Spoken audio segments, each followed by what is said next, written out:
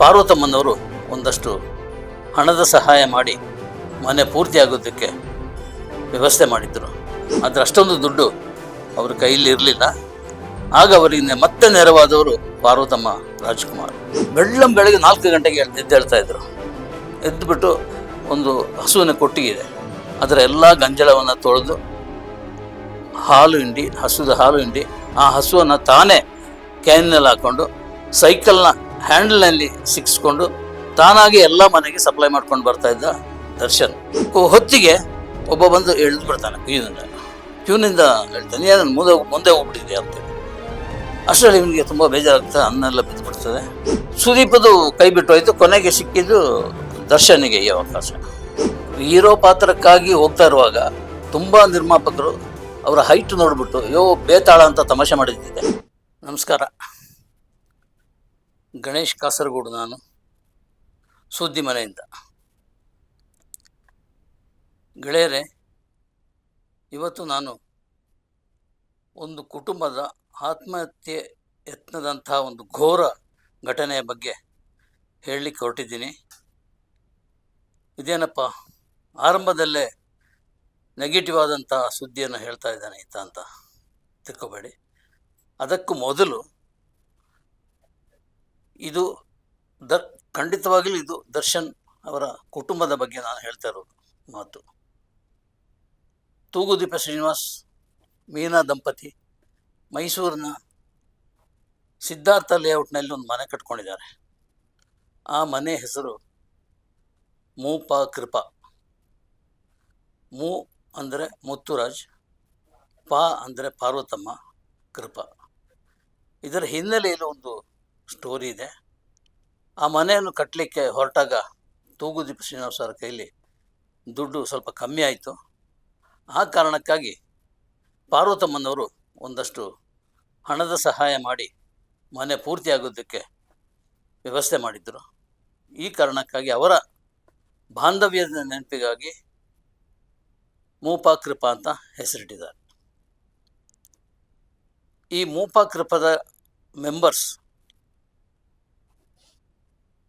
Thoogudeepa Srinivas, Meenamma, Darshan,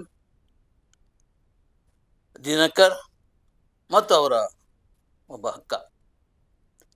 so ಕತೆ start ಆಗೋದು ಅವರ ಕಿಡ್ನಿ ಫೇಲಿಯರ್ ಆದ ಯಾವತ್ತು ತೂಗುದೀಪ ಶ್ರೀನಿವಾಸ್ ಅವರ 2 ಕಿಡ್ನಿಗಳು ಫೇಲಿಯರ್ ಆಗಿ BP, ಶುಗರ್ ಎಲ್ಲ ಕಾಯಿಲೆಗಳು ಅಂಟಿಕೊಂಡಾಗ ಧೈರ್ಯವಾಗಿ ನಿಂತವರು ಅವರ ಪತ್ನಿ ಮೀನಮ್ಮ ಡಯಾಲಿಸಿಸ್ಗೆ ವ್ಯವಸ್ಥೆ ಮಾಡಿದರು. ಆದರೆ ಟ್ರಾನ್ಸ್ಪ್ಲಾಂಟೇಷನ್ ಮಾಡಬೇಕು ಅಂತ ವೈದ್ಯರು ಹೇಳಿದ್ದ ಟ್ರಾನ್ಸ್ಪ್ಲಾಂಟೇಷನ್ಗೆ ದುಡ್ಡು ಹೊಂದಿಸಬೇಕಾಗಿತ್ತು. ಆದರೆ ಅಷ್ಟೊಂದು ದುಡ್ಡು ಅವ್ರ ಕೈಯಲ್ಲಿ ಇರಲಿಲ್ಲ. ಆಗ ಅವರಿಗೆ ಮತ್ತೆ ನೆರವಾದವರು ಪಾರ್ವತಮ್ಮ ರಾಜ್ಕುಮಾರ್. ಪಾರ್ವತಮ್ಮನವರು ಅದರ ಎಲ್ಲ ವ್ಯವಸ್ಥೆಯನ್ನು ನೋಡಿಕೊಂಡ್ರು. ತಮ್ಮ 1 ಕಿಡ್ನಿಯನ್ನು ಮೀನಮ್ಮ ತಮ್ಮ ಪತಿಗೆ ನೀಡಿದರು. ಈ 30 ವರ್ಷಗಳಲ್ಲಿ ಮೀನಾ ತೂಗುದೀಪ ಶ್ರೀನಿವಾಸ್ ಅವರು ಬದುಕಿರೋದು 1 ಕಿಡ್ನಿಯಲ್ಲಿ. 1 ಕಿಡ್ನಿಯನ್ನು ತಮ್ಮ ಪತಿಗಾಗಿ ದಾನ ಮಾಡಿದರು. ಆದರೆ ಪತಿ ಮಧ್ಯದಲ್ಲೇ ತೀರ್ಕೊಂಡಾಗ ಆ ಮನೆ ಅನಾಥವಾಯಿತು. ಮೂಪಾ ಕೃಪಾದಲ್ಲಿದ್ದಂತಹ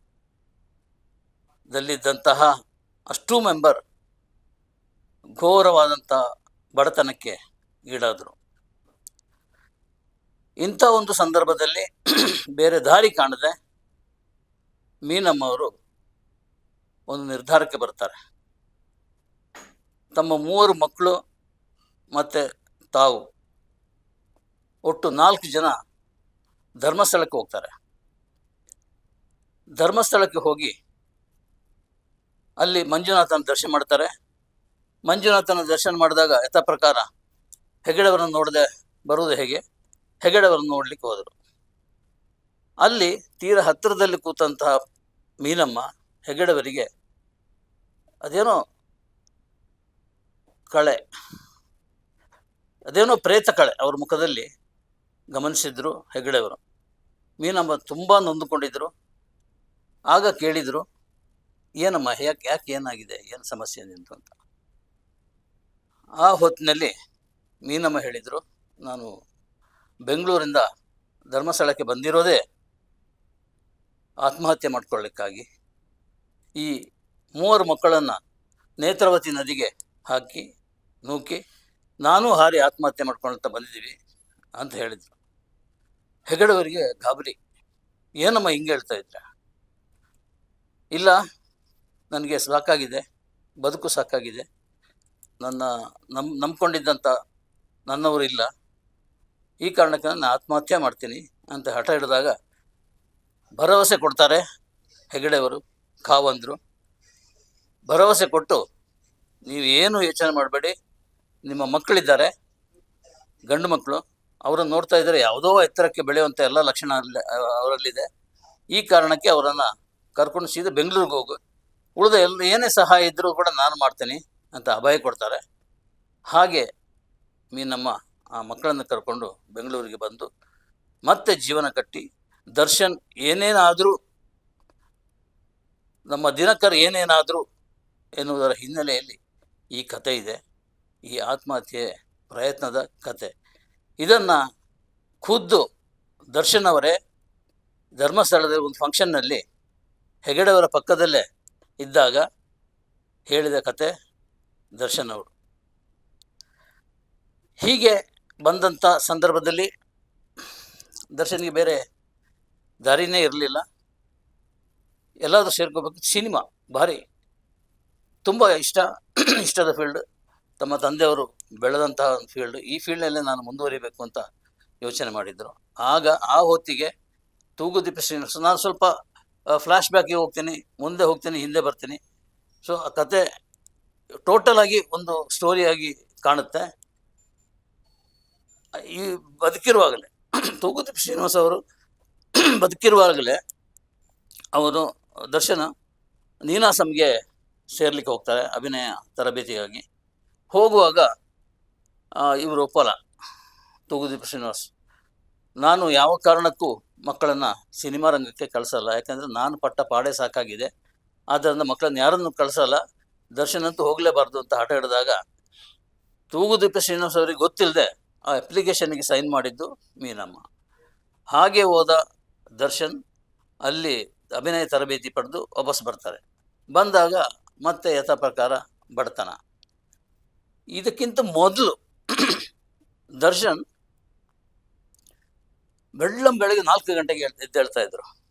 ಎದ್ದುಬಿಟ್ಟು ಒಂದು ಹಸುವಿನ ಕೊಟ್ಟಿಗೆ, ಅದರ ಎಲ್ಲ ಗಂಜಲವನ್ನು ತೊಳೆದು ಹಾಲು ಹಿಂಡಿ, ಹಸುದ ಹಾಲು ಹಿಂಡಿ, ಆ ಹಸುವನ್ನು ತಾನೇ ಕ್ಯಾನ್ನಲ್ಲಿ ಹಾಕ್ಕೊಂಡು ಸೈಕಲ್ನ ಹ್ಯಾಂಡಲ್ನಲ್ಲಿ ಸಿಕ್ಕಿಸ್ಕೊಂಡು ತಾನಾಗಿ ಎಲ್ಲ ಮನೆಗೆ ಸಪ್ಲೈ ಮಾಡ್ಕೊಂಡು ಬರ್ತಾ ಇದ್ದ ದರ್ಶನ್. ಇದು ಒಂದು ಸೈಕಲ್ ಕತೆ. ಹಾಗೆ ಹೋಗಿ ಬಂದಾಗ ಇಲ್ಲಿ ಸಮಸ್ಯೆ ಆಯಿತು. ಯಾರೂ ಅವಕಾಶ ಕೊಡಲ್ಲ, ಆ್ಯಕ್ಟಿಂಗ್ ಅವಕಾಶ ಇಲ್ಲ. ಮೀನಮ್ಮ ಮಕ್ಕಳನ್ನ ಇಟ್ಕೊಂಡು ಪ್ರೊಡ್ಯೂಸರ, ಡೈರೆಕ್ಟರ್ ಮನೆಗೆಲ್ಲ ಹೋಗಿ ಓಡಾಡಿದರು, ಯಾರೂ ಏನು ಅವಕಾಶ ಕೊಡಲ್ಲ. ಕೊನೆಗೆ ಬೇರೆ ದಾರಿ ಕಾಣದೆ ನಮ್ಮ ಗೌರಿಶಂಕರ್ ಕ್ಯಾಮ್ರಾಮನ್, ರಾಜ್ಕುಮಾರ್ ಯೂನಿಟ್ನಲ್ಲಿ ತುಂಬ ದೊಡ್ಡ ಹೆಸರು ಮಾಡಿದವರು ಗೌರಿಶಂಕರ್, ನಮ್ಮ ತುಂಬ ಹತ್ತಿರದಿಂದ ಹೇಳಬೇಕು ಅಂತ ಹೇಳಿದರೆ ರಕ್ಷಿತ್ ಅವರ ತಂದೆ ಮಮತಾ ರಾವ್, ಗೌರಿಶಂಕರ್ ಮಗಳು ರಕ್ಷಿತಾ, ಅಲ್ಲಿ ಹೋಗಿ ಸೇರ್ಕೊಳ್ತಾನೆ. ಅಲ್ಲಿ ಸೇರಿಕೊಂಡಿದ್ದು ಕ್ಯಾಮರಾ ಅಸಿಸ್ಟೆಂಟಾಗಿ. ಅಲ್ಲಿ ಕೆಲಸ ಮಾಡ್ತಾ ಮಾಡ್ತಾ ಮಾಡ್ತಾ ಒಂದು ಹಂತದಲ್ಲಿ ಈ ಊಟಕ್ಕೆ ಹೋಗ್ತಾರಲ್ಲ, ಊಟಕ್ಕೆ ಕ್ಯೂ ನಿಂತಿರ್ತಾರೆ. ಕ್ಯೂ ನಿಂತಾಗ ತಟ್ಟೆ ಹಿಡ್ಕೊಂಡಿರ್ತಾರೆ, ಪ್ಲೇಟ್. ಅದಕ್ಕೆ ಊಟ ಹೊತ್ತಿಗೆ ಒಬ್ಬ ಬಂದು ಎಳೆದು ಬಿಡ್ತಾನೆ ಕ್ಯೂನಿಂದ ಹೇಳ್ತಾನೆ, ಏನು ಮುಂದೆ ಹೋಗ್ಬಿಟ್ಟಿದೆ ಅಂತೇಳಿ. ಅಷ್ಟರಲ್ಲಿ ಇವನಿಗೆ ತುಂಬ ಬೇಜಾರಾಗ್ತದೆ, ಅನ್ನ ಎಲ್ಲ ಬಿದ್ದು ಬಿಡ್ತದೆ. ಇದು ಒಂದು ಘಟನೆ. ಇನ್ನೊಂದು ಸಲ ಹಾಗೆ ಪ್ಲೇಟಲ್ಲಿ ಊಟ ತೊಗೊಂಡು ಬಂದು ಚೇರಲ್ಲಿ ಕೂತ್ಕೊಂಡಿರುವಾಗ ಒಬ್ಬ ಚೇರನ್ನು ಎಳೆದು ಬಿಡ್ತಾನೆ. ಪ್ಲೇಟ್ ಕೆಳಗೆ ಬೀಳ್ತದೆ, ಅನ್ನ ಎಲ್ಲ ರಸೋಗ್ತದೆ. ಆ ಹೊತ್ತಿನಲ್ಲಿ ಅದೇ ಅನ್ನನ ಎತ್ಕೊಂಡು ತಿಂತಾನೆ. ತಿನ್ನುವಾಗ ಆತನಿಗೆ ಅನಿಸಿದೇನೆಂದರೆ, ಒಂದಲ್ಲ ಒಂದು ದಿವಸ, ಈಗ ನೀನು ಚೇರ್ ಎಳೆದಿರ್ಬೋದು, ಒಂದಲ್ಲ ಒಂದು ದಿವಸ ಈ ಕನ್ನಡ ಚಿತ್ರರಂಗದ ಸಿಂಹಾಸನದಲ್ಲಿ ನಾನು ಕೂತ್ಕೊಳ್ತೇನೆ ಅಂತೇಳಿ ಒಂದು ಹಂತದ ಪ್ರತಿಜ್ಞೆ ಮನಸ್ಸಿನಲ್ಲೇ ಮಾಡ್ಕೊಂಡಿದ್ದಾನೆ ದರ್ಶನ್. ಇದು ಸಿನಿಮ್ಯಾಟಿಕ್ ಅಲ್ಲ, ಇದು ನಿಜವಾಗಿ ನಡೆದಿರುವ ಘಟನೆ. ಹಾಗೆ ಆ ಬಿದ್ದ ಅನ್ನವನ್ನು ತಾನು ತಿಂತಾನೆ. ಒಂದು ದಿವಸ ಇದನ್ನು ಮಾತಾಡ್ತಾ ಇರುವಾಗ ದರ್ಶನ್ ನನ್ನ ಹತ್ರ ಹೇಳಿದ ಕಥೆ ಅಂದರೆ, ನಾನು ಆಲ್ಮೋಸ್ಟ್ ಹೆಚ್ಚು ಕಮ್ಮಿ ನನ್ನ ಬದುಕು ನಾಯಿಪಾಡಾಗಿತ್ತು. ಒಂದು ನಾಯಿ ಬಂದು ಆ ಅನ್ನವನ್ನು ತಿನ್ನುವಾಗೆ ನಾನು ಅದನ್ನು ತಿಂತಾ ಇದ್ದೆ. ಆಮೇಲೆ ಯಾರಿಗೂ ಬೇಡದನ್ನು ನಾಯಿಗೆ ಹಾಕ್ತಾರಲ್ಲ, ಆ ಥರ ಯಾರಿಗೂ ಬೇಡದ ಪಾತ್ರವನ್ನು ನನಗೆ ಕೊಡ್ತಾ ಇದ್ರು. ಸಣ್ಣ ಪುಟ್ಟ ಪಾತ್ರ, ಅದು ಏನು ಗುರುತಿಸ್ಲಿಕ್ಕೆ ಆಗಲ್ಲ ಏನಿಲ್ಲ, ಬಟ್ ಬೇರೆ ದಾರಿ ಇಲ್ಲದೆ ನಾನು ಮಾಡ್ತಾ ಇದ್ದೆ. ಆವಾಗಲೂ ಅಷ್ಟೇ ಒಂದು ಪ್ರತಿಜ್ಞೆ ಮನಸ್ಸಿನೊಳಗೆ ಇತ್ತು, ನಾನು ಈ ರಂಗದಲ್ಲಿ ನಾನು ಮೆರೀತೇನೆ ಅಂತೇಳಿ. ಯಾವ ಯೋಚನೆ ಇಲ್ಲದೆ ಆರಾಮಾಗಿ ಆ್ಯಕ್ಟಿಂಗ್ನಲ್ಲೇ ನಾನು ಇದ್ರಲ್ಲಿ ಮುಂದೆ ಬರ್ತೇನೆ ಅಂತ ಒಂದು ಪ್ರತಿಜ್ಞೆ ಮಾಡಿದ್ದ ದರ್ಶನ್. ಇಂಥ ದರ್ಶನ್ ಸೀರಿಯಲ್ನಲ್ಲಿ ಮಾಡಿದ್ದಾರೆ, ಮಹಾಭಾರತ ಅಂತ. ಅಂಬಿಕಾ ಸೀರಿಯಲ್ನಲ್ಲಿ ಮಾಡಿದ್ದಾರೆ, ಎಸ್ ನಾರಾಯಣ್ ಕರೆದು ಅವಕಾಶ ಕೊಟ್ಟರು. ಹೀಗೆ ಬೆಳೀತಾ ಇದ್ದಕ್ಕಿದ್ದಾಗೆ ಒಂದು ಆಫರ್ ಬರುತ್ತೆ. ಒಂದು 7-8 ಸಿನಿಮಾದಲ್ಲಿ ಮಾಡಿರ್ತಾರೆ ಸಣ್ಣ ಪುಟ್ಟ ಪಾತ್ರ. ಆಫರ್ ಬರುತ್ತೆ ಮೆಜೆಸ್ಟಿಕ್ ಸಿನಿಮಾದ ಆಫರ್ ಬಂದಾಗ, ಅದರಲ್ಲಿ ಆ್ಯಕ್ಚುಲಿ ಮೆಜೆಸ್ಟಿಕ್ ಸಿನಿಮಾದಲ್ಲಿ ಜಗ್ಗೇಶ್ ಮಾಡಬೇಕಾಗಿತ್ತು ಆರಂಭದಲ್ಲಿ. ಅದರ ಚಿತ್ರಕಥೆ ಇದೆಲ್ಲ ನಡೆದಾಗ ಜಗ್ಗೇಶ್ ಉದ್ದೇಶ ಇಟ್ಕೊಂಡು ಮಾಡಿರೋದು. ಆದರೆ ಜಗ್ಗೇಶ್ ಯಾಕೋ ಆಗಿಲ್ಲ. ಸೊ ನೆಕ್ಸ್ಟ್ ಸುದೀಪ್ ಆ ಪಾತ್ರವನ್ನು ಮಾಡಬೇಕಾಗಿತ್ತು ಮೆಜೆಸ್ಟಿಕ್ ಸಿನಿಮಾದ. ಸುದೀಪದು ಕೈ ಬಿಟ್ಟು ಹೋಯಿತು. ಕೊನೆಗೆ ಸಿಕ್ಕಿದ್ದು ದರ್ಶನ್ಗೆ ಈ ಅವಕಾಶ. ದರ್ಶನ್ ಸಮರ್ಥವಾಗಿ ಆ ಪಾತ್ರವನ್ನು ಮಾಡಿದರು, ಇನ್ವಾಲ್ವ್ ಆದರು. ಅದರ ಮಧ್ಯೆ ಮಧ್ಯೆ ಹೋಗ್ತಾಯಿದ್ರು ಇಲ್ಲಿಗೆ ಪ್ರೊಡ್ಯೂಸರ್ನ ಹುಡ್ಕಾಡ್ಲಿಕ್ಕೆ. ಯಾರೂ ಅವಕಾಶ ಬೇರೆ ಕೊಡ್ತಾ ಇರಲಿಲ್ಲ. ಈ ಮೆಜೆಸ್ಟಿಕ್ಕಿನ ಒಂದು ಹಂತದಲ್ಲಿ ಅದರ ಮುಹೂರ್ತ ಇಲ್ಲೇ JP ನಗರದ ತಿರುಪತಿ ದೇವಸ್ಥಾನದಲ್ಲಿ ನಡೆದಿರೋದು ಮುಹೂರ್ತ. ಆವತ್ತು ಮನೆಯಲ್ಲಿ ಎಲ್ಲ ಸಿಲ್ಕ್ ಶರ್ಟು ಎಲ್ಲ ಮದುಮಗನ ಡ್ರೆಸ್ ಕಾಸ್ಟ್ಯೂಮ್ ಹಾಕ್ಕೊಂಡು ರೆಡಿಯಾಗಿದ್ದಾರೆ. ಕಾರ್ ಅಂತೇಳಿ ಕಾರ್ ಬರಲಿಲ್ಲ. ಸೊ ಇವರಿಗೆ ಟೆನ್ಷನ್ ಶುರು ಆಯಿತು, ಬಹುಶಃ ನನ್ನನ್ನು ಬಿಟ್ಟು ಬೇರೆ ಯಾರನ್ನು ಹಾಕ್ಬಿಡ್ತಾರ ಅಂತೇಳಿ. ಇಂಥ ಟೆನ್ಷನ್ನಿಂದಲೇ ಬೆಳೆದ ನಮ್ಮ ದರ್ಶನ್. ಆದರೆ ಕಾರ್ ಕಳಿಸಿದ್ರು, ಹೋದರು, ಅಲ್ಲಿ ಆ್ಯಕ್ಟ್ ಮಾಡಿದರು. ಮೆಜೆಸ್ಟಿಕ್ ಏನಾಯಿತು, ಆಮೇಲೆ ಕರಿಯ ಸಿನಿಮಾ ಏನಾಯಿತು, ಇದೆಲ್ಲ ನಮ್ಮ ಮುಂದಿರುವಂಥ ಸತ್ಯಗಳು, ನಮ್ಮ ಮುಂದಿರುವಂಥ ಇತಿಹಾಸಗಳು. ಈ ಕಡೆ ದಿನ ಕರೆದು ಇನ್ನೊಂದು ಲೈಫ್, ಒಂದು ಚಿತ್ರಕಥೆ ಎಲ್ಲ ರೆಡಿ ಮಾಡಿಟ್ಟು ಒಬ್ಬ ಪ್ರೊಡ್ಯೂಸರ್ಗಾಗಿ ಅಲ್ದಾಡ್ತಾಯಿದ್ರು. ಎಲ್ಲೇ ಹೋದರು, ಏನೇ ಮಾಡಿದರು, ಪ್ರೊಡ್ಯೂಸರ್ ಸಿಗ್ತಾ ಇರಲಿಲ್ಲ. ಅಯ್ಯೋ, ಈ ಕಥೆಯನ್ನು ಯಾರು ಸಿನಿಮಾ ಮಾಡ್ತಾರೆ, ಯಾರು ನೋಡ್ತಾರೆ ಈ ಸಿನಿಮಾನ ಅಂಥೇಳಿ ತಳ್ಬಿಟ್ರು. ಆತ ತುಂಬ ದುಃಖದಲ್ಲಿರುವಾಗ ದರ್ಶನ್ ಹತ್ರ ಬಂದು, ಹೀಗೀಗಾಗಿದೆ, ಏನು ಮಾಡೋದು ಅಂತ ಗೊತ್ತಾಗ್ತಾ ಇಲ್ಲ ಅಂತ ಹೇಳಿದಾಗ ದರ್ಶನ್ ಅಭಯ ಕೊಟ್ಟರು. ನೀನು ಶುರು ಮಾಡು, ನಾನಿದ್ದೀನಿ, ಯೋಚನೆ ಮಾಡಬೇಡ. ಆ ಸಿನಿಮಾದ ಹೆಸರು ಜೊತೆಯಲ್ಲಿ. ರಮ್ಯಾ ಮತ್ತು ನೆನಪಿರಲಿ ಪ್ರೇಮ್ ಆ್ಯಕ್ಟ್ ಮಾಡಿದಂಥ ಸಿನಿಮಾ. ಅದು ಯಾವ ರೀತಿ 25 ವಾರ ಓಡಿ ದೊಡ್ಡ ಸಕ್ಸಸ್ ಸಿಗ್ತದಕ್ಕೆ. ಸೊ ಅದರ ಖುಷಿಯಲ್ಲಿ ದರ್ಶನ್ ಆತನಿಗೆ ಒಂದು ಬೈಕ್ ಪರ್ಚೇಸ್ ಮಾಡಿ ಕೊಡ್ತಾರೆ ದಿನಕರಿಗೆ. ಇದು ಆತನ ಮೇಲಿಟ್ಟಿರುವಂಥ ಒಂದು ಪ್ರೀತಿ. ಮತ್ತು ಅವರವರಲ್ಲೇ ಸರಿ ಇಲ್ಲ ಅಂತ ಈಗ ಇತ್ತೀಚೆಗೆ ಬರ್ತಿರುವಂಥ ಒಂದು ಸುದ್ದಿ.